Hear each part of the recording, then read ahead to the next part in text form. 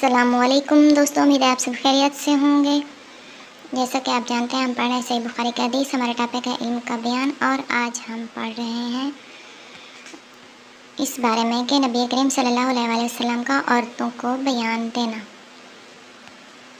یعنی عورتوں کو تعلیم دینا۔ اس بیان میں کہ کیا عورتوں کی تعلیم کے لیے کوئی خاص دن مقرر کیا جا سکتا ہے؟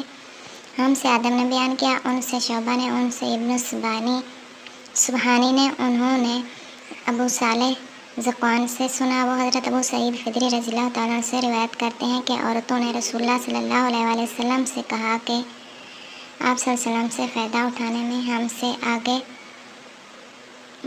آگے بڑھ گئے ہیں، اس طرف سے ہمارے لیے خاص دن مقرر فرما دیں۔ تو آپ صلی اللہ علیہ وسلم نے ان سے ایک دن کا وعدہ فرما لیا۔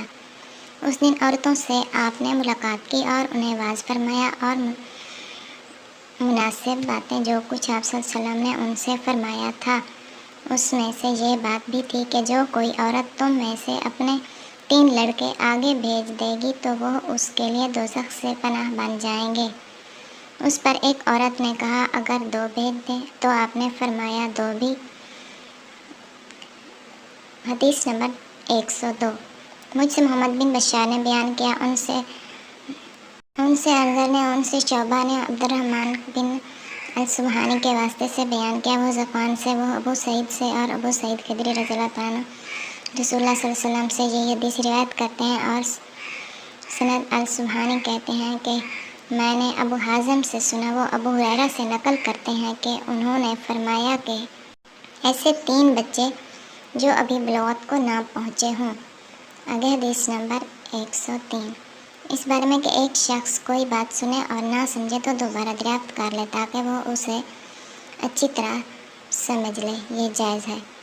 سعید بن ابی مریم نے بیان کیا، انہیں نافع بن عمر نے خبر دی، انہیں ابن ابی ملیکہ نے بتلایا کہ رسول اللہ صلی اللہ علیہ وسلم کی بیوی حضرت عائشہ رضی اللہ تعالیٰ عنہا جب کوئی ایسی باتیں سنتی جس کو سمجھ نہ پاتی تو دوبارہ اس کو معلوم کرتی تاکہ سمجھ لیں۔